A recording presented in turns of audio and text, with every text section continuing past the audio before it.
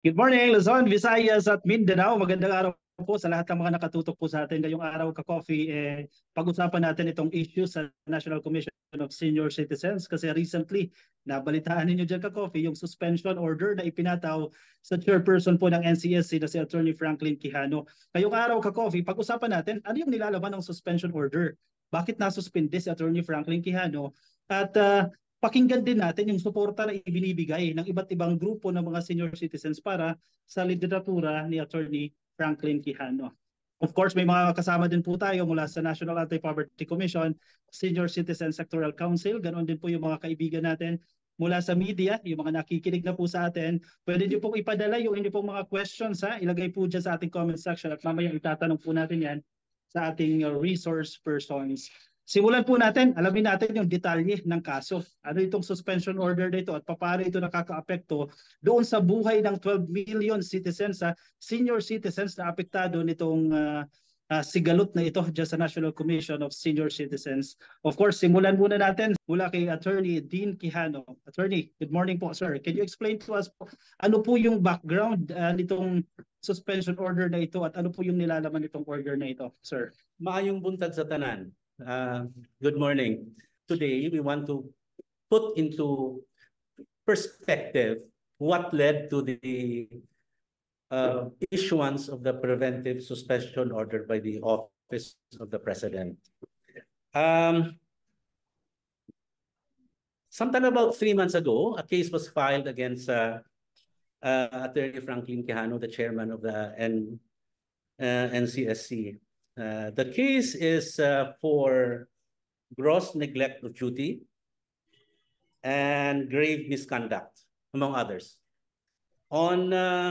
Immediately, Chairman Franklin Quijano filed his answer. On July 9, 2024, the Office of the President, through Executive Secretary Bersamin, issued an order. It's actually a 3-paragraph, 1-page order placing Chairperson Franklin Quijano under preventive suspension. Okay. The case for gross neglect and grave misconduct was filed by a certain Jose Francisco Tapia and endorsed by Representative Chairperson sa Committee on Senior Citizen, Rodolfo Ordanes.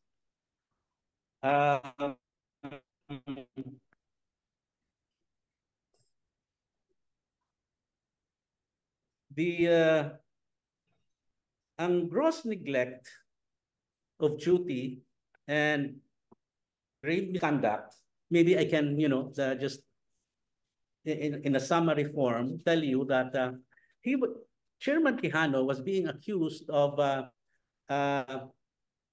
delaying the passage of the internal rules and regulations of the NCSC. The NCSC law provided that within 6 months from the passage of the law, there must have been already an internal rules and regulations of the NCSC. Si Chairman Franklin Quijano was appointed 14 months from the passage of the law. And although the law said that there must be an internal rules and regulations within 6 months from its passage, implementing rules and regulations, Chairman Quijano was appointed 14 months from the passage. At the time that he was appointed as chairman of the NCSC, there were only 2 commissioners appointed prior to him. And the law of the Senior Citizens Commission provided that there must be 6 commissioners. Okay. At the time he was appointed, literally, there was no office space, not even a single office chair. There was no budget. There was no personnel except the two commissioners. Immediately after, Attorney Chairperson Franklin Quijano was appointed, he formed a technical working group composed of volunteers because he had no one. These volunteers were tasked, this technical working group was tasked to, number one, formulate and come up with a draft of the internal of the implementing rules and regulations. The other task was to come up with the organizational structure of the NCSC because there was none whatsoever.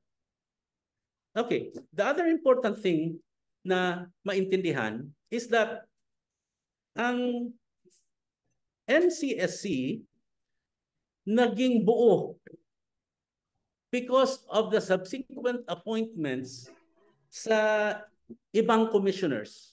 And nabuo to a year after or several months after.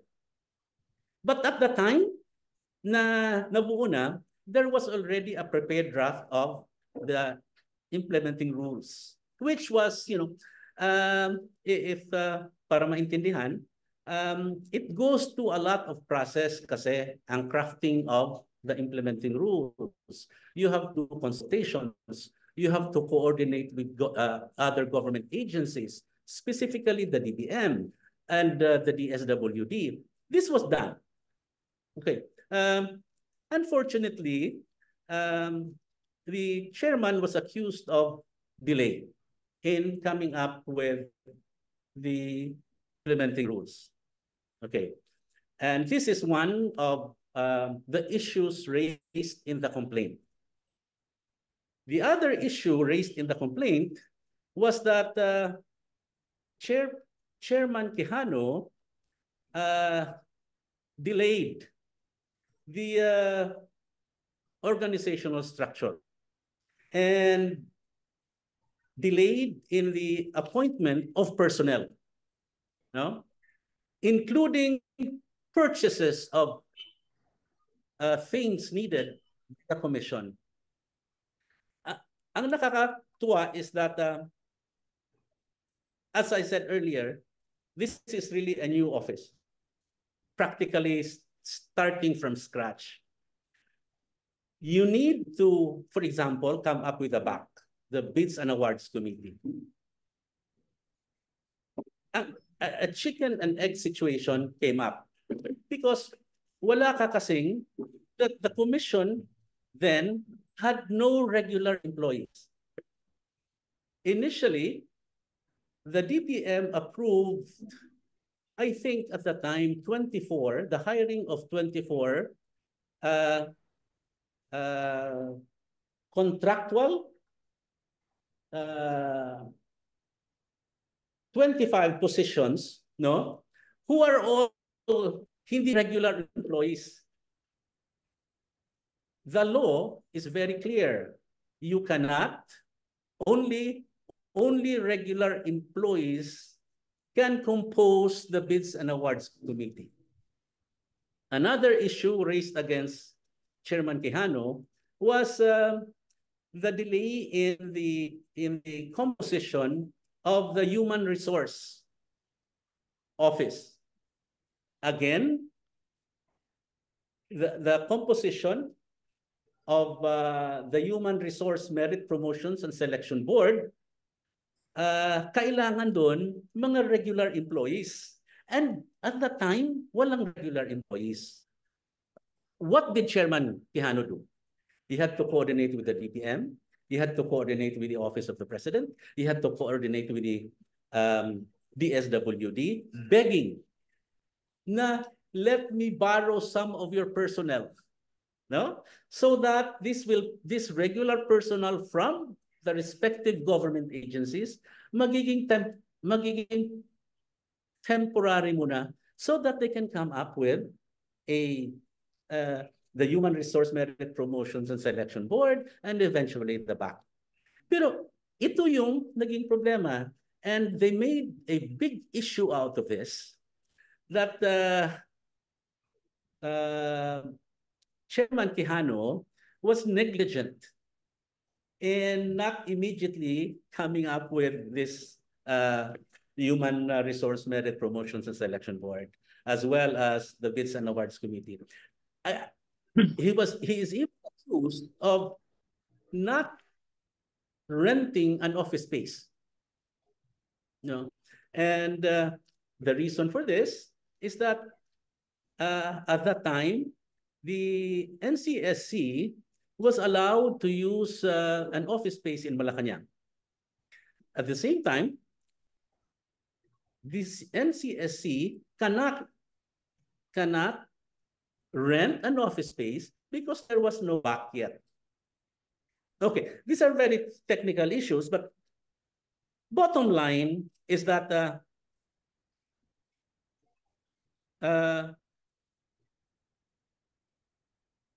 we are doing this press con just to let the people come up with their own conclusion. Because of this case file, does Chairman Quijano deserve to be suspended? And these are the only issues raised. There's another one. He is accused of usurpation. Ang usurpation is kung wala kang authority, you do a certain act. No? Si Chairman Quijano during that time, in one of his sorties, kasi meron siyang listening tour, he was doing consultations with different senior citizens organization. There was one time when he was asked to maging nag-oath under him ang senior citizens organization. Siya yung nag-lead sa oath-taking, and because of that, he was accused of employing personnel ng NCSC without the approval of the commission. Pero the truth of the matter is it was an oath-taking of a private non-government organization. Ito yung mga details ng case. So we question, because of these cases, because of these issues, does he deserve to be suspended? But the preventive suspension order, however, is not a penalty. It is not a disciplinary action. Under the Administrative Code of the Philippines, which the Office of the President is complying, the investigating body, in this case, the Office of the President, can issue a preventive suspension order. And the ground for the suspension order is not disciplinary in nature, is not a form of penalty, but only to prevent the respondent or the accused or the one charged, in this case, Chairman Quijano, to prevent him from influencing the outcome of the case, to prevent him from influencing potential witnesses, and to prevent him from tampering records. No? Chairman Quijano is not being accused of any graft case. There is no issue of malversation, no issue of nakawan. No? Ang case is for, again, gross neglect, because according to the complaint, there was neglect of duty in performing functions. He is also accused of making decisions on his own. But the records will bear out that the commission, the Chairman Quijano acts in collaboration always with the commissioners, it being a collegial body. So, dyan lang muna siguro, Coffee and Lady. Okay. Attorney, thank you sa paglilinaw, no? At least ngayon mas malinaw na ito yung sitwasyon. And then not to mention nagsimula from the scratch, not to mention the COVID-19 pandemic na isang malaking factor din doon sa operasyon ng lahat ng government agencies. Diba? And That's true. regardless kung by COVID-19 pandemic, nagtuloy-tuloy pa rin yung mga programa. At actually, patunay dito yung mga grupo ng senior citizens na later on makakasama din po natin para magbigay ng testimonya. Yes, actually, we wouldn't want to make the pandemic as an excuse. But even during the height of the pandemic, Chairman Quijano was doing all kinds of things to make sure that ang senior citizens law will be complied and maituloy. Exactly, sir. He is also one more thing. This is funny. What Chairman Quijano did during that time, he was doing a lot of consultations from different organizations of the senior citizens. And now he is being accused of this listening tour consultations as a waste. But we understand that consultation is part of good governance. And Chairman Quijano is a believer of good governance. He has to consult in order to properly govern. But for that to become an issue, consulting, it's here in the complaint. Again, that led to his preventive suspension. Okay, thank you, Attorney. In the recent press conference po na-attend natin dyan sa National Commission of Senior Citizens nitong June 24, may mga testimonya po na inilabas mula sa iba't ibang organisasyon ng senior citizen. And they are also here with us today to explain na ang daming nagawang programa ni Attorney Franklin Quijano. At isa po dyan sa magpapatunay si Sectoral Representative po ng National Anti-Poverty Commission, Senior Citizen Sectoral Council, si Ma'am Salvacion Basiano. Yes, ma'am. Go ahead, ma'am. Magandang umaga sa lahat. I come with a very heavy but hopeful heart for the sake of National Commission of Senior Citizens, Chairman Quijano, but most especially for the 12 million Filipino senior citizens waiting for the positive change that programs for senior citizens will bring once the NCSC is fully operationalized. Pero paano nga ba to? Mula sa pagkilos sa Kongreso para gawin ang NCSC na isa na lamang policy-making body from a full-blown agency implementing programs, hanggang sa panawagan ng mga commissioners na magbitiw ang chairman at ngayon naman ay investigasyon at suspension ng chairman, wala na bang katapusan ng problema ng NCSC? Kailan ito bibigyan ng pagkakataong kumilos upang totoong magsilbi sa mga nakatatandang Pilipino? O nagkamali ba kami? The NAPSI Senior Citizen Sectoral Council in 2006, in 2016, in a resolution asked for the creation of a government agency that will be dedicated to the formulation and implementation of senior citizens programs. Nakita po kasi namin na hindi kakayanin ng DSWD ang magpatakbo ng maayos ng pagkarami-raming programa para sa iba't ibang sektor at sitwasyon. But things did not turn out well. Naging batas ito, nagkaroon ng bagong ahensya na tinawag na National Commission of Senior Citizens. But there was very little support from government. Congress, DOF, the Department of Finance, the DBM, they had no fund allocations to start with. Kung meron man, konting barya lang. Paano patatakbo ng ang isang national government agency with just a few 100,000 pesos or even a few millions.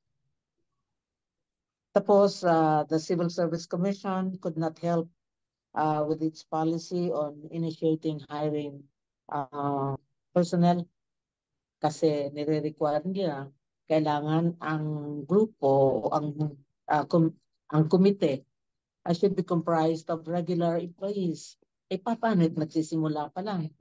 This is a question of chicken and egg. Kasi nagkataon naman din ang Civil Service Commission did not have plans and did not have adjustments para sa kanilang polisiya. Sana meron silang provision. Anong gagawin para sa mga grupo, sa mga ahensya na nagsisimula pa lang at wala silang regular na employees na magagamit para sa hiring committees. So, paano gagalaw ang ahensyang kakarampot ang pondo? Wala namang mga tao at wala rin physical structure ng opisina. Ano to? Magic? But even with so little that was handed out to them, the chairman sought to achieve some significant strides. Andit yan yung binuksan nila na 16 regional offices. They were able to fill up the gaps ng kanilang staffing complement to about 80%. And then nagkaroon sila ng mga naisagawang mga core programs na define nila ang mga ito. And there were plans for action for yung Philippine Plan of Action na isagawa nila ito sa tulong at sa partisipasyon ng iba't ibang mga grupo for 2023 hanggang 2026. And most of all siguro magandang banggitin natin ay yung at least for once ay nakapagsimula na magkaroon tayo ng database para sa mga seniors. Kahit po yata ang DSWD ay walang maipagmamalaki na database system nila for senior citizens. At least ngayon ay more than 5 million na almost 6 ang data entries nila. So, meron pong mga nagawa ang grupo ni Chairman Quijano. Kung hindi man sumali yung mga commissioners na nagsasabing walang nagawa, I think baka sila yung walang nagawa. So, nakakapanghinayang po. 5 years wasted by the commissioners, bickering, pulling and tearing each other down, especially the chairman, all for their personal aggrandizement and commitment to their political patrons. But thank you. Salamat po. Thank you for asking for this investigation. Sa totoo lang, we welcome this. Once and for all, at least malilinawan natin kung sino ang nagtatrabaho at sino ang hindi. We hope that government, sana ito po kahilingan namin. We agree na maganda ang magkaroon ng isang investigation to finish this thing once and for all para malinawan natin. But hinihiling po namin sa ating gobyerno na magkakandak nitong ating investigasyon na sana magkaroon ng fair, impartial, and thorough investigation to shed light on what really ails the NCSC. Those who sat it out for years doing nothing, sayang sinuweldo ninyo. Kahilingan namin ng mga nakatatanda ng ating bansa, magtrabaho naman kayo. Thank you. All right, thank you. Ma'am Salve Bachado po, siya po ang sectoral representative ng National Anti-Poverty Commission, Senior Citizen Sectoral Council. At makakasama din natin ngayon ka-coffee, no? Pero bago yan, if you are part of the media and if you have questions, please i-comment nyo lang po yung question nyo dyan sa ating chat box and later on babasahin po natin yung inyong questions.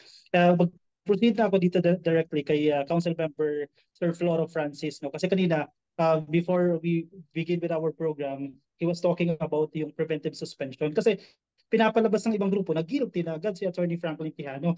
I-preventive suspension lang po yan and ipapahayag din po ni Attorney Sir Floro yung kanyang mga experiences siguro, yung mga projects together kung saan nakasama po nila si Attorney Franklin Quijano. At magte-testify of course kung gaano kasipag at ano yung performance na binigay ni Attorney Franklin Quijano. Sir Floro. Ay, magandang umaga sa lahat ng mga ka-seniors, sa lahat ng sulok ng Pilipinas, lalong-lalo na ang makakapanood sa programang ito, no? Inaasahan ko ay magiging viral sana para maintindihan ng maraming seniors. Unang pagpapasalamat kay Ka-Coffee at naimbitahan kami rito, no? At gusto kong mag-take off dun sa issue ng preventive suspension. Ako po ay isang dating government executive. Nagtrabaho rin po ako sa gobyerno. I left government service because of bickerings and politicking of many people around me. No? I left at grade 27. I was cess of 4. Ang karanasan ko po ay ganito. Kapag ka nai-issue ang preventive suspension, hindi po nangangahulugan na ikaw ay guilty. Hindi po indictment o sentensya o parusa ang isang preventive suspension. Kasi natatawa ako kasi marami nang nagbubunyi na hindi nakakaalam ng mga tunay na dahilan, nagbubunyi na sila na ay mabuti na at inaksyonan ng NCSC dahil napapabalitang walang kwentang ahensya ito. No? That is very sad, lalong-lalo na kung ang mga nagsasalita niyan ay mga ka-seniors ko na wala namang kaalam-alam sa mga nangyayari at inuuto lamang sila ng mga politikang nagbibigay ng maling impormasyon sa kanila. Inuulit ko po, ang preventive suspension ay isang administrative procedure para yung inaakusahan ay hindi magkakaroon ng pagkakataong makialam o mang-impluensya sa proseso ng investigasyon. At gusto kong mag-take off dun sa sinasabi ni SR Salve na sana ay kung totoo ang mga akusasyon at meron namang mga papeles at ebidensya, bring it on. Ituloy na natin at gawin na natin itong suspension, itong investigation na to para itong suspension na ito ay malift na kaagad because the longer you take away the chair of the CSC from performing his task, hindi po kayong mga politika ang mga naapektuhan dito. Hindi po kayong mga ambisyoso na gustong makakuha ng pwesto ni Commissioner na apektuhan dito. Kami pong 12 million senior citizens ang naapektuhan dito. At gusto ko pong pag-usapan natin, ano ba talaga ang narinig ko kanina na pinaliwanag ni Attorney Dean ay unang-una negligence, no? At saka yung mga usurpation of authority at saka yung mga delay, no? But in my experience as a civil servant, I know that you cannot operate, number one, without a budget, number two, without any approved plantilla, and number three, without an office. No? So, saan ba nagsimula ang delay? If I'm going to find blame, if I'm going to accuse una kong sisihin dyan, alam niyo mga kasangreso. Bakit? Sila ng batas, nag-create sila ng ahensya, pero hindi nila binigyan ng ahensya ng walang budget. Sa unang taon, balita ko, hindi man lang sila nabigyan ng allocation. Dapat responsibilidad ng Kongreso ang mag-appropriate ng pondo. Ano ang nangyari? Binigyan sila ng amot-amot. Balita ko, 800,000 ang unang budget na binigay sa commission na galing sa discretionary budget ng DBM. Saan ka makakarating sa 800,000? Barya-barya lamang yan. Ang budget nga ng isang maliit na barangay, milyon-milyon na. No? And then sa pangalawang taon, ganon din. Wala ring appropriation. At kung hindi raw naawa yung si Senator Angara na nagbigay ng nag-realign ng kanyang budget na 25 million, ay wala ring budget ang ahensyang ito. So 25 million is not even enough. Mas malaki pa po ang budget ng isang malaking barangay dito sa Metro Manila kumpara sa 25 million na yan. So, sino po ang nagkulang? ang komisyon? Si Quijano? I don't think so, no? At so, sumunod na mga taon, binigyan sila ng budget. Pero katulad noon, hindi pa rin sapat. At ang isang nakakatawa dyan, itong 2024, nung hinanap ko ang budget nila, I think it's only about 79 to 80 million yata yung natandaan ko. At ang isang napansin ko dun, wala po silang budget for capital outlay. Saan ka nakakita na ang ahensya ay inaasahan mo magtatayo, mag-i-establish ng kanyang mga opisina, wala siyang capital outlay. So sino pong nagkulang dito? Ang isang problema rito ay yung delay ng appointment sa mga commissioner, no? 3 commissioner ang unang na-appoint. And the 3 commissioners by themselves cannot come up with the IRR because they don't even have a quorum. And what is funny there is that the chairperson was hired after two commissioners have been hired. No, dapat inuna yung chairman. Dapat inuna siya. And then eventually they were able to hire everyone. So it took them more than 2 years to form the commission, and then you're expecting them to find out and come up with the internal implementing rules. Sa mga estudyante po ng policy process, these institutional arrangements should have been prepared by the people who created this agency, no? So, saan ang problema? Una, Congress. Pangalawa, Malacanang, no? And of course, hindi kasi ganun kadali ang paghahanap ng mga opisyales. So dapat ay hindi natin inaapura na maghanap tayo ng resulta sa pagkukulang ng gobyerno, no?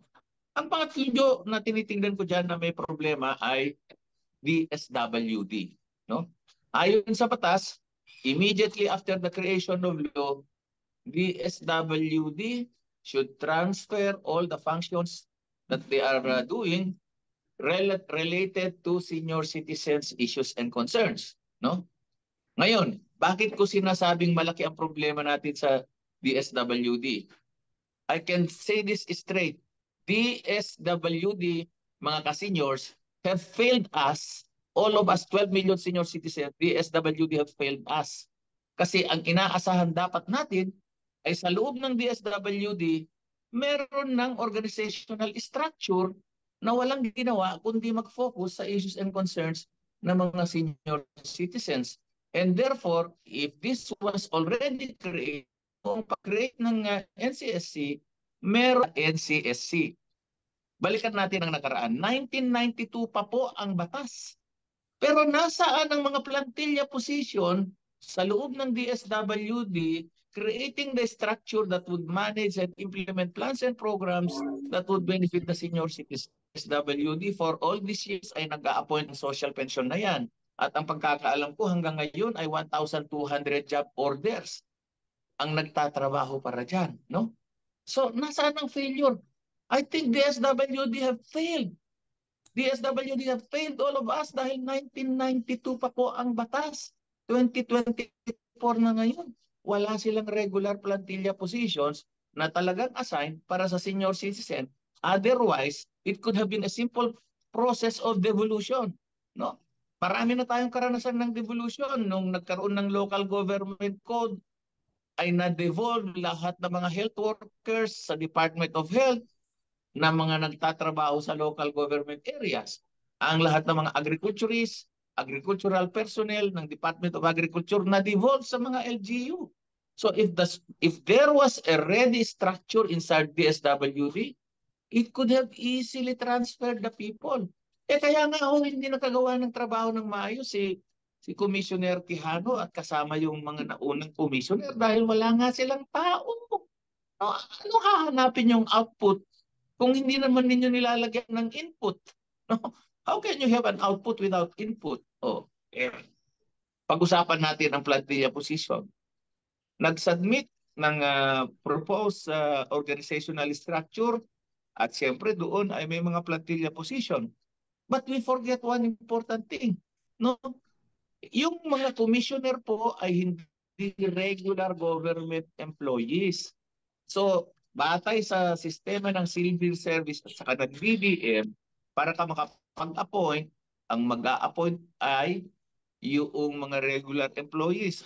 Paano bubuo ng selection board ang National Commission of Senior Citizens kung wala silang regular employees? Maski si commissioner, hindi siya pwedeng mag-hire and fire dahil wala nga siyang responsibilidad na ganyan, no? At wala siyang kapangyarihan na ganyan. So yung selection board sana, kung totoong merong tinatawag na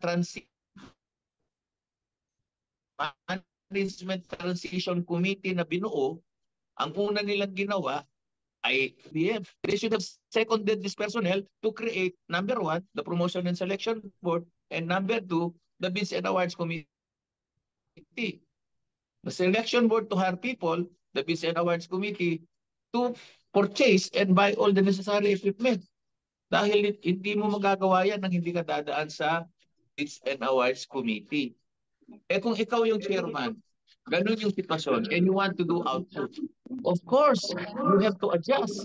Of course, maghahanap ka ng paraan para makagawa ka ng trabaho. And I'm sure that's what Commissioner Quijano did. He hired consultants. And I think hiring consultants is allowed in this situation. Because how can you have an agency without people, no?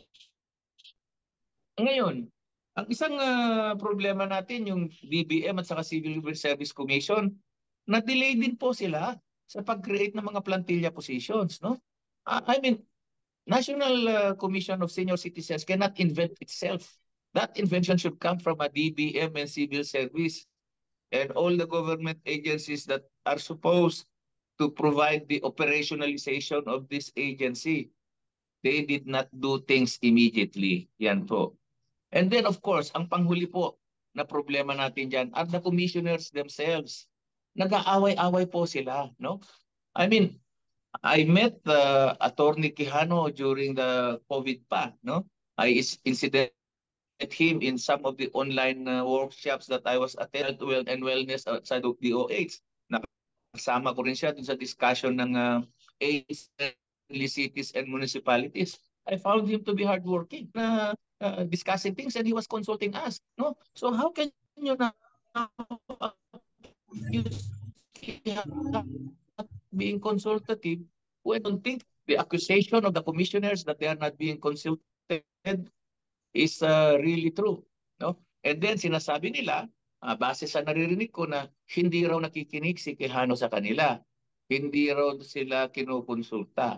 Ngayon ang challenge ko sa mga commissioner, mga sir, mga ma'am, kung totoong nagpa-participate kayo sa pagtatayo ng ahensyang ito, ipakita nyo po sa amin ang mga position papers, ang mga proposals na nagawa ninyo na sinadmit nyo kay Quijano with your covering memo showing us what ideas have you had and what proposals have you been giving to the chairman para maniwala kami sa inyo. Kasi ever since nang makilala namin ng NCSC, ang nakakaharap lang po namin, kami mga senior citizens, ay si Attorney Quijano. Siya lang po ang nagtatawag ng konsultahan.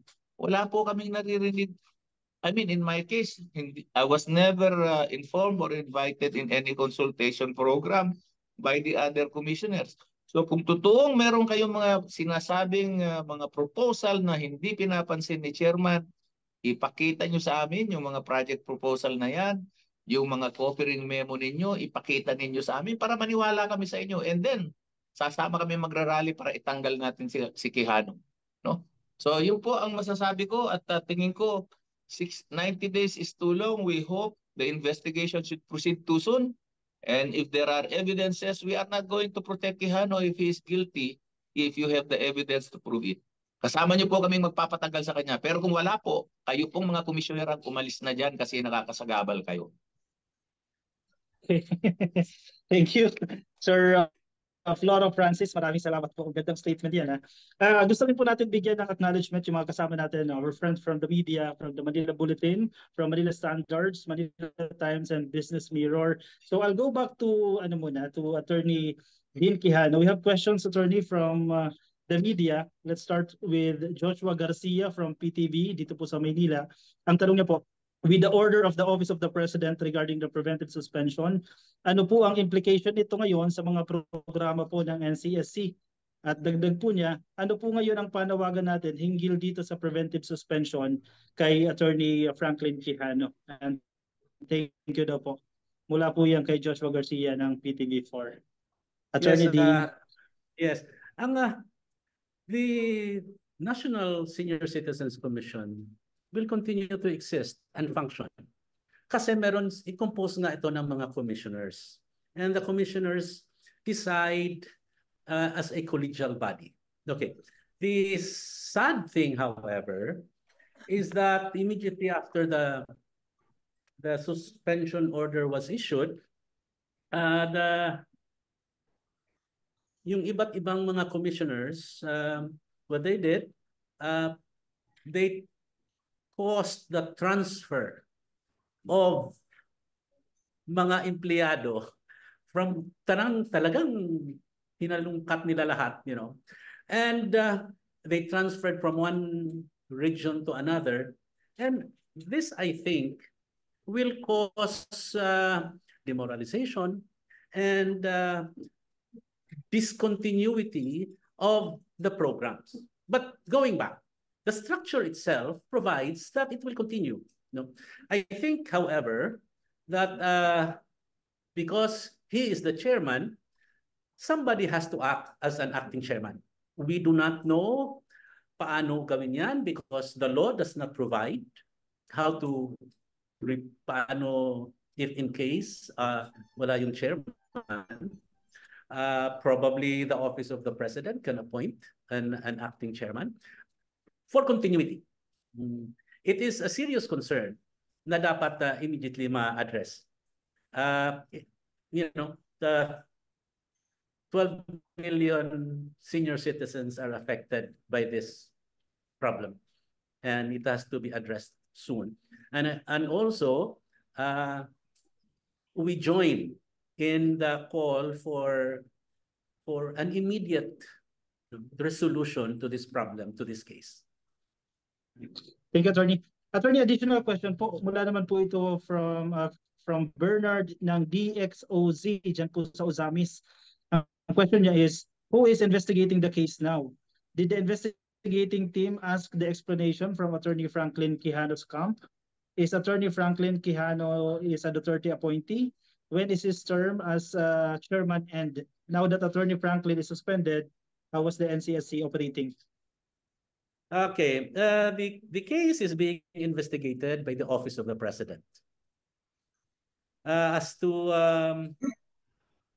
and yes, Attorney Chairman Quijano has already filed his answer. As to the third question, is Attorney Franklin Duterte's appointee? The question is irrelevant. And as to the question, how is now that he is suspended, is the NCSC operation still ongoing? The answer is yes, as earlier explained. Thank you, Attorney. Additional question, sir, from Bernard ulit ng DXOC RMN Ozamis. Do you know the background of the complainant? Who do you think is behind this? Insider daw po ba yan? Chairman Quijano has never met the complainant. He does not know who this complainant is. He has not met his shadow, so to speak. He has not transacted. He has not dealt with this complainant. He does not even know who this guy is. Although we have his address, and it would be good for the media to also ask him. He is a resident of 23 19th Avenue, San Roque, Cubao, Quezon City. He is the main complainant in this case. It would be good for you to also contact the complainant and see, listen to the guy. He is not also as far as we know, he is not a member of any senior citizens organization. Yeah. Yes. Okay, thank you, Attorney. balikan po natin yung ilan sa mga council members po na nakatrabaho din po ni Attorney Franklin Quijano sa mga consultation meetings, no. Mula rin po sa National Anti-Poverty Commission, Senior Citizen Sectoral Council. Kasama rin po natin ngayon si Council Member Marichu Arabejo. Ma'am, you're online po. Go ahead, ma'am.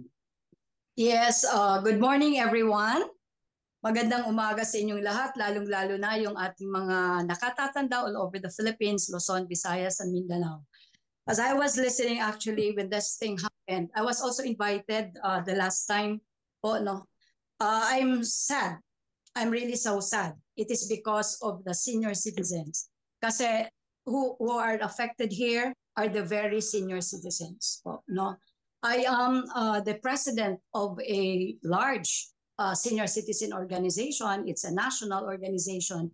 At lahat po ng mga miyembro ko ay nagtatanong sa akin, what's going to happen now, no? Na medyo nadiderail. The first time ay nag-aklas yung limang commissioners, no? They wanted the chairperson, Attorney Quijano, to be out also. And now ito, dumating itong preventive suspension.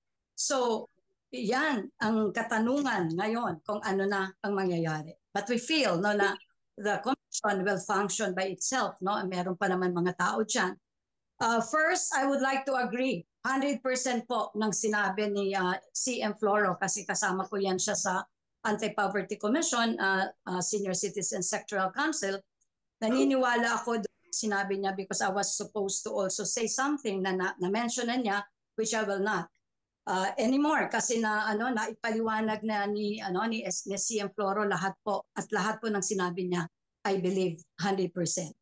Gusto kong tanungin muna si Attorney Dean Quijano kasi meron akong nakita na 26-page complaint affidavit filed before the ombudsman. Is this the same case that was brought to the office of the President to Malacanang since the commission is under the office of the President? Kasi 26-page po yon. I have a copy of that. At nakita ko doon kung sinong complainant. And with regards to the complainant nitong kay Mr. Tapia, I think he is one of the board of directors of the party list. No? So, ang akin dito masama, ang aking, I'm sad, kasi yung kanyang accusation sa kanya, yung itong kaso, no, ay neglect of duty, tapos gross misconduct, no? At kung ito ay ito yung the same case na nandoon sa ombudsman, ibig sabihin criminal case to, no? And a case against a government employee.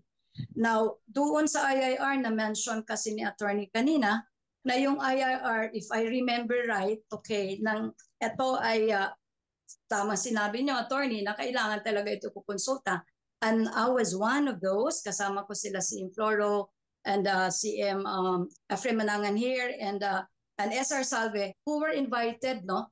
And a lot more, and the different agencies were invited to review ditong IIR ng ating National Commission. So hindi po totoo po na wala pong IRR, no? And then, of course, tama yung sinabi sa Bids and Awards, wala po. Sinubaybayan ko po itong National Commission in 2019, ito'y naging batas through RA 11350. Nakasubaybay po kami, no? At alam na alam ko po kung ano yung, kasi kami ang sa aming national organization, NISCA Incorporated, ay nabigyan kami ng hope, no, pag-asa. Because as CM Flore mentioned, all the programs of the senior citizens were under the SWD. Tama po yung sinabi nyo na hanggang ngayon, it is only the commission who has a database na tama, accurate, no? Hindi pa man tapos siya because it is an ongoing program of the National Commission, but still, no, yan lang po ang accurate at mapagkatiwalaang lista po ng senior citizens all over the Philippines. I was assigned in OSCA. I worked for 29 years in government service. I am a nurse by profession. So nakita nyo kung ano ang napagtrabahuan ko sa gobyerno. My last stint was in OSCA. So kita ko po itong mga programa na to, kung ano ang mga problema. Ano po yung mga issues sa program na ito. Until today, as of this time, I am still receiving a lot of problems nationwide tungkol dito po sa social pension for the indigent. Okay, dadalawa na nga lang ang programang ito. And yet, ang tagal na din ito implemented by the DSWD. Hanggang ngayon, how many years back? 32 years? Tama, yung batas ang batas natin 1992, yung RA 7432, o ilang years na yon ngayon? 'Di ba? 32 years po hanggang ngayon dispalinghado pa rin ang pagpapatupad ng social pension program ng ating gobyerno para sa mga nakatatanda ng ating lipunan. Ngayon, I am just praying na sana magkaisa, because I think this is the key, no?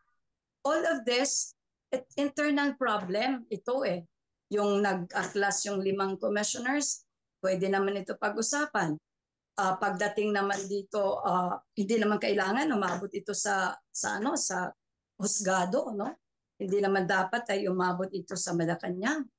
Pwedeng pag-usapan yan mismo doon sa ating commission, no?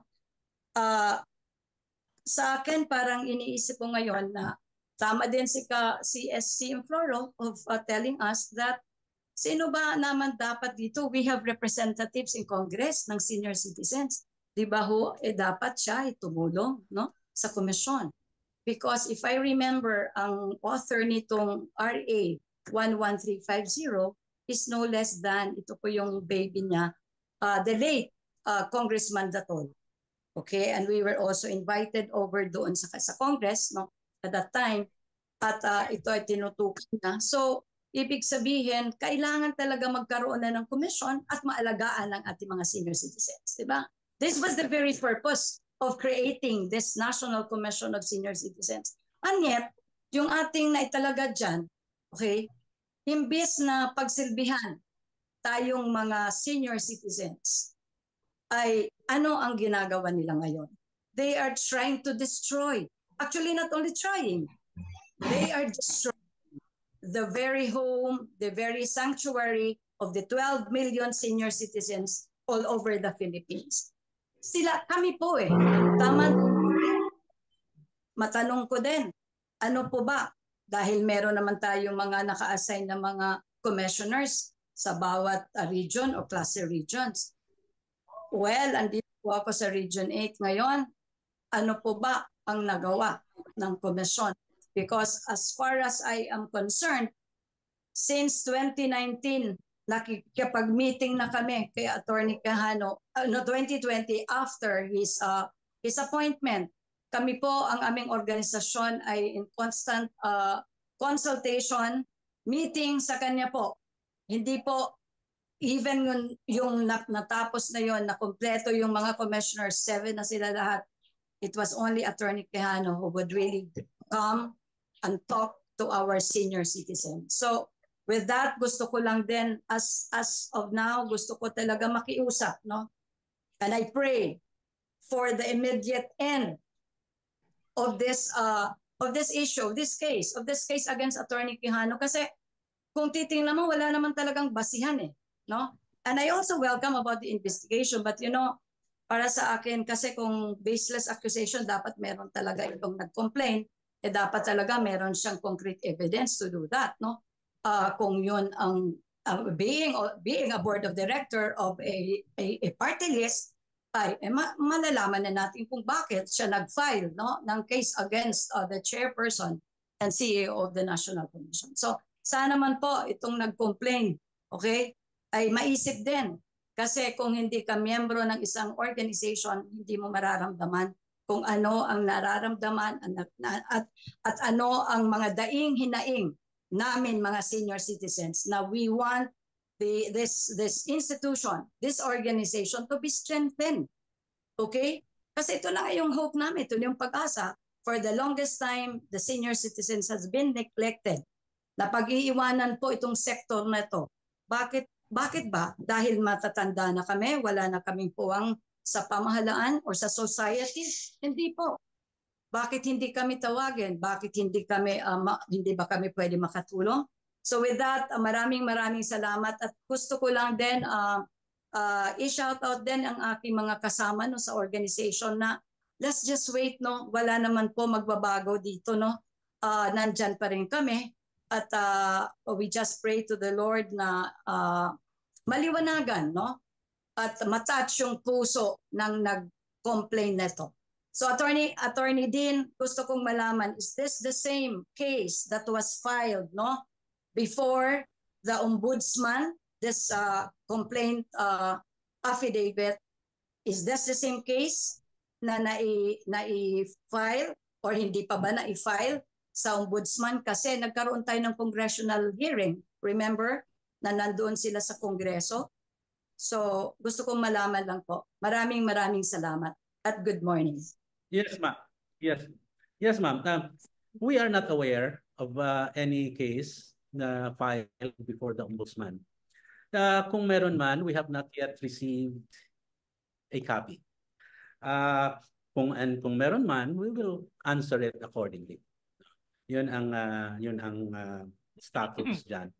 Anyway, kanina kasi we were discussing how difficult it was to start the creation of the paano mag-jumpstart sa NCSC, considering na walang budget, wala lahat, no personnel. The creation of the National Commission of Senior Citizens actually provided a lot of hope sa lahat ng mga senior citizens that finally mga concerns ng senior citizens will be addressed. This is just an observation. Although the law was created to address the concerns of the senior citizens, the law has one major flaw. It did not provide for any transitory provision. This transitory provision sa law supposed to be is a process how to start the office, to jumpstart the office. Yung senior citizens law, walang transitory provision. Kaya, it did not provide for any budget. Walang devolution na mangyayari. No? That's why, really, yung appointment ni Chairman Quijano and the task ahead of him really required a Herculean task. Because there was really nothing for him to start with or from. Babalikan ko I don't know if I have the right to say this is just an observation, walang transitory provision yung law. Diyan nag-umpisa. Kaya nga walang staff, walang not even as I said earlier, not a single office chair. Unlike other government offices na create, there were transitory provisions where to get your staff or your personnel. And it should come from other existing agencies na pag may duplication, i-transfer mo sa new office. Dito walang transitory provision. That is where the problem started. And it made it more difficult na umpisahan yung opisina. And this was taken against Chairman Quijano. Unfortunately, maybe some of the commissioners did not really understand kung ano ang nangyayari. Maybe they wanted more na mangyayari. But then again, they met regularly. And as a collegial body, things could have been discussed properly. So ito ang nangyari sa Senior Citizens Commission. And very unfortunate, considering that, hopeful ang mga senior citizens. Also, before I forget, when the Senior Citizens Commission Office was created, yung senior citizens were happy and hopeful, thinking that yung mga ayuda, lahat ng mga concerns, mabigay kaagad.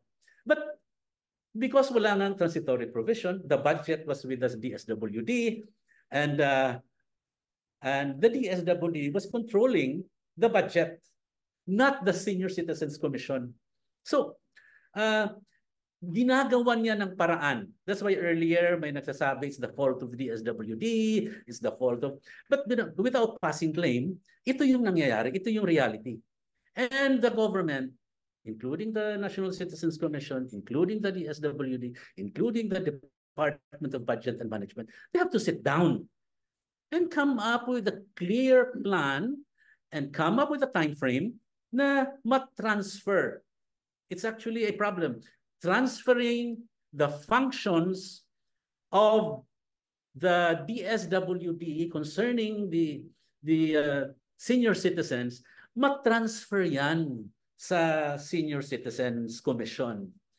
That is being, being done right now, but the thing is, it requires a lot of work. Yes. Thank you. Thank you, Attorney Dean. We'll proceed po with some statements of support from Council Member Efren Manangan.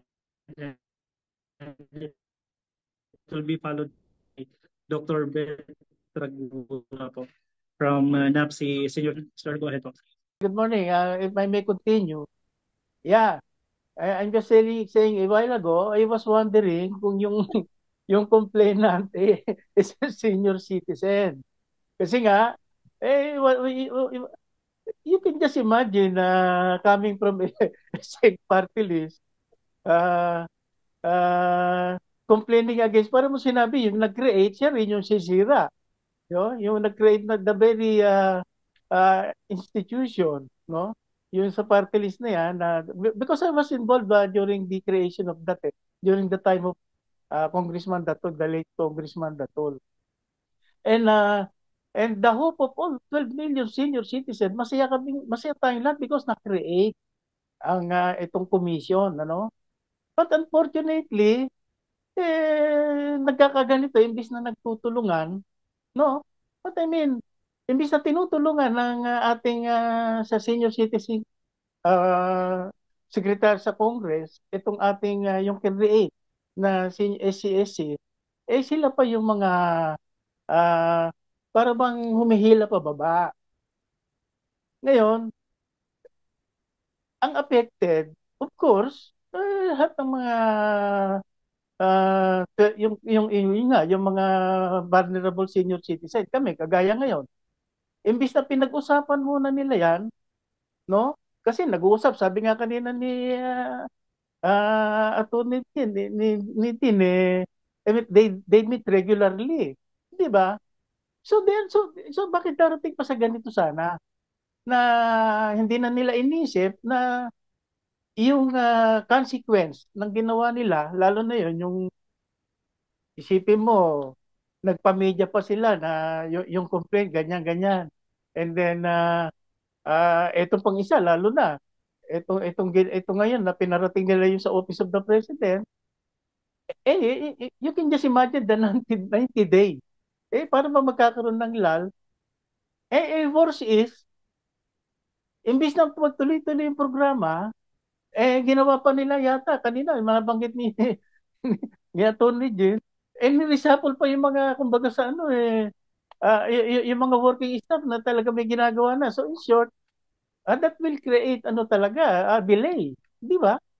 So what I mean is, for the sake of us, the 12 million senior citizen na hoping na meron na tayong pag-asa, sana man lang itong issue na to, magkaroon kagad ng solusyon. Kasi, in the first place, I want to know if this commissioner, kasi hindi nga namin sila nakita. Si Chairman Quijano lang ang aming nakikita and talagang siya bumababa. To know, nakukonsulta, kasi kailangan magkonsulta ka from the grassroots para alam mo talaga what's happening. At ang nakakalam niya, kami mga organizations, kami may mga senior citizens kami. Kami mismo yung nasa grounds. Wala kaming nakita, may isang commissioner na nagtanong man lang, kumusta na kayo dyan? Di ba? Now, si Chairman Quijano, siya talaga mismo ang talaga bumababa at tanungin kung ano ba yung mga need na kailangan ng mga senior citizens. At pwede niyang yan, iakyat yan at mabigyan ng solusyon. Ngayon, Ang nangyari baliktad. Etong mga commissioners na to, imbis na talagang sila magtulungan, sila pa yung gumagawa ng hakbang, para magkaroon talaga ng delay or whatever. At tumawa naman yung ating chairman. They can even discuss it among themselves. Di ba? Kasi, ito nga lang kayo dyan sa taas eh. Yan nga lang eh. And of course, they meet regularly eh. Baka hindi sila nagsasabi, ito may problema kami sa iyo, ganyan, ganyan. At kinonsulta. So, whatever na mapagkaisa ng bawat isa at magtulungan sila, ang nangyari hindi eh. Para bang after ngayon, ang tanong niya, sino ngayon ang pasimuno? Yun yan. Somebody, and ako, court opinion ko lang naman ito, politics is behind all of this. Now, what suffers yung mga 12 million senior citizens? Yun lang po, yan sana naman lang ang dasal at pray namin, sana matapos na kagad ito. At tama yung sinabi naman ni Semplo, if they have evidence, pakita nila. Otherwise, sila mismo, yung kung sino man yung nag-complain at saka yung mga commissioners na yan, sila na maunang bumaba at saka yung leader nila.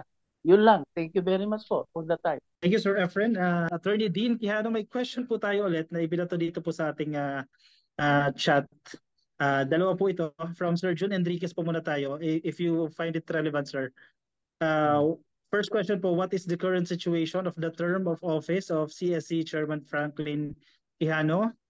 How was his relationship with PBBM? And what is the current situation of the petitioning commissioners against him? Chairman Quijano has a fixed term of 7 years. He was appointed 6 years. 6 years. He was appointed sometime in 2020, and it will end in next year, in 2024. 25, right? I think also sometime in September of 2025. His relationship with PBBM, no idea. What is the current situation of the petitioning commissioners against him? No, actually, just to clarify things, there is a complainant, and that is Mr. Tapia. And while there is this complaint, there is also this problem with the commissioners. No? And they are not the petitioners in this case. No. But putting 2 and 2 together, it's something that pwede nating masasabi na this Tapia is being supported and being by this group against Chairman Quijano. Okay, thank you, Attorney. Additional question, sir. Nasa group chat po natin from Sir Puba or Cres Velasco ng Wonder Radio Iligan. Sir, within 90 days po ang suspension of duty ni Attorney Franklin Quijano, and if ever ma-approve na walang basihan ang lahat ng aligasyon, ano kaya ang possible next move na maaaring mangyari? Okay. I already explained earlier that the preventive suspension is not something which is disciplinary in nature, or this is not a penalty. No? Its primary purpose is to avoid or prevent Chairman Quijano from influencing potential witnesses or from tampering documents. Ito yung reason, basically, why this preventive suspension is allowed under the law. Okay. Having said that, the preventive suspension order mentioned that the suspension is for 90 days. Okay. Now, so we assume that before the 90-day period will expire, the case has already been decided, hopefully. And number 2, if the case has not yet been decided, by the time, pwede siyang can go back to his position. That is our understanding of the law. Follow-up question, sir. May plano po ba si Attorney Franklin Quijano na umapila laban sa kanyang suspension, and posible daw po ba namang politics ang nangyayari sorry? ngayon kay Attorney I'm sorry, what's the Franklin question? as What's NCC chair? The Ano first yung question, question? sir, Sorry. is may plano daw po bang sir, may plano daw po ba si Attorney Franklin Quijano na umapila po ukol po dito sa kanyang suspension, and ito daw po ba may halo daw po bang politika itong mga nangyayari? While the remedy of appeal is available, we are not looking into that. We are actually hoping that the case will be immediately resolved by the office of the president. When you say appeal, questioning the suspension order, but we are not going to do that. We are encouraging and we are hoping that there is an immediate resolution of the case. And ano yung isa? May halo daw po bang politics itong mga nangyayari, sir? I don't know about politics, but what we are aware of is that a certain party list group, headed by party list representative Ompong Ordanes, has initiated the filing of this complaint. There is another party list group who is supporting our Chairman Quijano. If this is a problem between the party list groups, then I would say that politics is involved. But other than that, we do not see any reason why politics should come in, except maybe for the individual mga interests, different interests of the commissioners. Okay, thank you, Attorney. Last question, sir. May we know the exact complaint of the complainant? Was there any valid evidence presented? I can cite the issues raised, but I cannot come up with an opinion whether it is valid or not.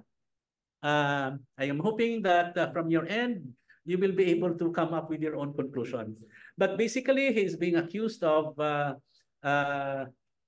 gross misconduct and gross neglect of duty. Earlier, we discussed that. Thank you, Attorney. May we ask Dr. Beth Tragura, ma'am, if you are online, ma'am, may we ask for a brief message po from you? I'm also a senior citizen from Radio 8, and I'm happy that I have given her the chance to air my sentiments regarding this matter that is happening now. First of all, I have met personally Attorney Quijano during his visits, frequent visits to Region 8, and he's very supportive to us seniors. And at the same time, even here in Manila, he always asks the concern of all the citizens. And by the way, I am representing an organization which is NAPCI, National Senior Citizens Affairs. And at the same time, presently I am the CM, council member of NAPCI, representing the senior citizens. So I just have a query regarding these commissioners. Since they are appointed, is there any possibility that they come up with the solution? I mean, a solution, not a problem representing concerning about the senior citizens. Sir, is there any solution, or let's say parang what should I say? Parang ano sa kanila? Wake up call. Instead of making more chaos, instead of making more problem to the present problem, why not ano lang, yung parang order to them to work on a problem that is presenting now. Kumbaga, anong punishment? Or no, it's not punishment because parang pangit yun as a commissioner. But as with regards to the duties and the functions And the duties of as a commissioner, he is with us. He is supporting the senior citizens 100%. At hindi yun sama na sinasabi na hindi siya nagtatrabaho. He is the only, as a chairman, siya ang pumupunta sa grassroots. And why is it that this come up, this question or this complaint come up? Maybe because hindi sila nasa probinsya. Kung if you only goes to the grassroots, then doon kami sa province. Marami kaming problema. Another thing is the problem with DSWD. If I remember correctly, if I'm wrong, attorney, in the 11350, there is a transfer of all the function. It's section 10 or 10, I think, na functions should be transferred from the DSWD to the National Citizens Commission. But up to now, hindi pa rin nagagawa. Thank you so much, sir, for the opportunity. And thank you, sir, sa pasamang kay Ma'am Arabejo and all the other CMs. Thank you so much, sir, for the opportunity to air. Thank you, Dr. Beth. As we end po our press conference, maybe ask a short message lang po from our guest for this morning. We'll begin po with Sir Flora Francis. Yes, sir. First, sir. Okay. Magandang tanghali na po. Ito po si Floro Francisco. I represent the Seniors for Seniors Association Incorporated. And I'm also a council member of the National Anti-Poverty Commission Senior Citizen Sectoral Council. Ang last statement ko lang po, sana sa mga investigasyon na nangyayari, maging kongreso man o executive, isama nyo naman kaming mga senior citizens sa pag-iimbestiga. Kasi kami po ay tunay na nakakaalam kung anong nangyayari sa ground. Pangalawa po ay sana ay yung mga commissioner natin ay magkaunawaan kayo kasi ang tingin ko ay meron kayong misunderstanding between the difference of being a commissioner and the chief executive of the commission, no? Yung ating pong chairman, siya po ang chief executive and he should be implementing and executing administrative functions. Yung mga commissioners po, hindi po kayo appointing authority. You are there to formulate policies and assist in developing those policies and implementing them. So ang confusion tingin ko ay roles and functions among you, kaya kayo nagkakagulo. I think the other commissioners want to be chief executives too, no? At sana itong mga pangyayari na ito ay hindi ito produkto ng power play ng mga iba't ibang political parties na gustong magkaroon ng foothold at control ng Commission of Senior Citizens. Kaya po binigyan kayo ng fixed term para po sana ay hindi kayo gagalawin ng mga mas makapangyarihang politiko na nasa itaas. Sana po ay irespeto ang inyong mga appointments at sana ay hindi mangyari na bawat may uupo ay all in all out tayo. Kaya nga po tayo naglalagay ng fixed term. So I hope the President will be advised properly that these commissioners have been appointed by the previous President, and I hope that he will respect it and he will also appoint his own appointees when he goes para sa ganun ay wala pong political interference. At yung mga nagsisipsip po sa Presidente, please advise him properly, no? At hindi yung sinasaksak nyo yung mga choices ninyo at yung mga ambisyon ninyo. Maraming salamat po. Well said, Sir Flora Francis. Let's hear from Salve Basiano. Maraming salamat sa pagkakataong makausap kayo at maipaabot ang aming sentimiento. But last words ba? Pangit yata yung last. Final. Anyway, final words natin ngayon. First, sana yung ating investigation, ulitin ko lang po yung sinabi ko kanina, that it be fair, impartial, and thorough. And ang maaari, please make it dahil the longer it takes for them to act on this, malaking problema po, mas lumalaki ang problema at lalong naghihirap po ang mga senior citizens na umaasa na magkakaroon na ng magagandang mga programa para sila ay matulungan. Pangalawa, for the DSWD to effect transition as soon as possible. It is not for them to say kung ang isang ahensya ay nakahanda na o hindi.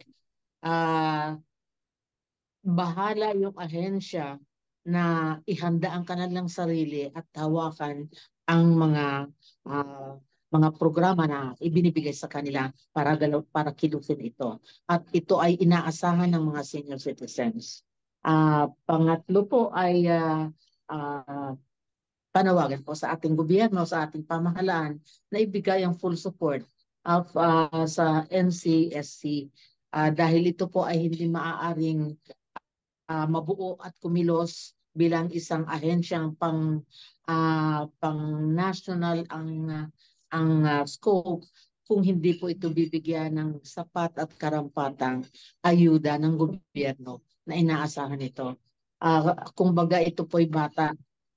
Tulungan sana ng magulang ang bata para ito ay mag-mature, lumakas at maging magkaroon ng sapat na kaalaman at kapasidad para gampanan ang trabaho nito. And for our commissioners, kindly rethink your visions and commitment. Kanino ba kayo committed? Sa inyong sarili o sa mga nakatatanda?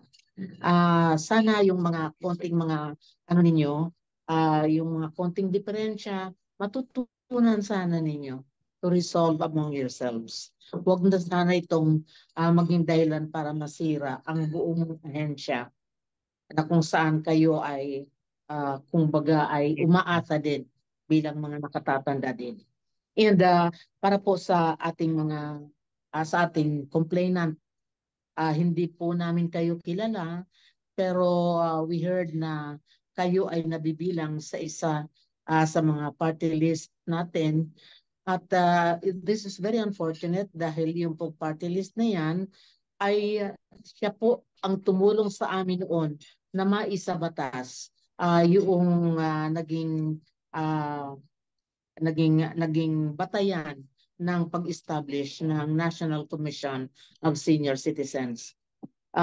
Sana po naisulat ko dito kanina at nabanggit na rin po ng ating kasamahan dito si Ginoong Floro Francisco. Ito ay posibleng isang power play. So, sana po ay gampanan ninyo kung ano ang trabaho niyo. Nagampanan na po ninyo yung obligasyon ninyo sa creation ng batas na ito. Sana po ay huwag na kayong mangialam sa pagde-develop nito into a full-blown government agency.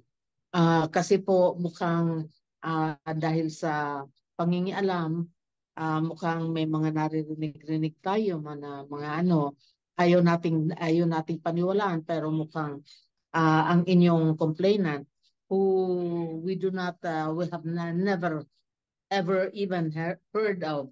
And in the circle, never namin napanood o nakita at nakasama sa mga gawain dito sa senior citizens. Nagtataka kami bakit biglang-bigla ay nagkaroon ng interest dito. We hope it has nothing to do with your party list, na sana ay hindi ito mangialam at magpatuloy sa pagsira ng mga kalagayan ng ating ahensya. Magandang hapon. Thank you, Ma'am Salve Bastiano. Of course, let's go back to Attorney Dean Quijano. Any final note, Attorney? Yes, the chairman, Franklin Quijano, really welcomes this investigation so that all things will be considered, and that eventually the case will be decided the soonest, but without necessarily trivializing the complaint. We just hope, and Chairman Quijano hopes, that the commissioners will focus on their jobs, will focus on addressing the real problems facing the senior citizens, rather than the commissioners addressing their own problems, trivial problems like appointment of their favorite employees, and these things actually in an office setting sometimes become irritants. But these are not your real job functions. You're supposed to address the concerns of the senior citizens. And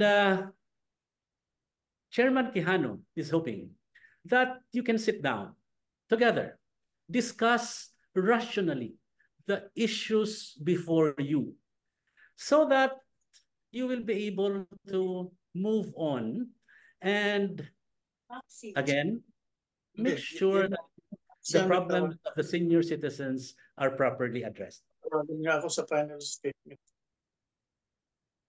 Thank you. Okay, thank you, Attorney Dean Quijano. Basahin ko na lang din, Ka-Coffee, yung mga mensahe na ipinadala sa atin sa ating chat box, no? From Ma'am Letty Tamayo, sana isaalang-alang ang ikabubuti ng mga senior citizens. Kaunting problema or pagkukulang ay pag-uusapan na lang. Nalulungkot kami kasi napakasigla ni Chairman Quijano ang samahan ng mga senior citizens all over the Philippines. Ang komento naman po ni USCWAP Tolitz, ayan, good morning daw po, and we fully support NCSC with the leadership of Attorney Quijano.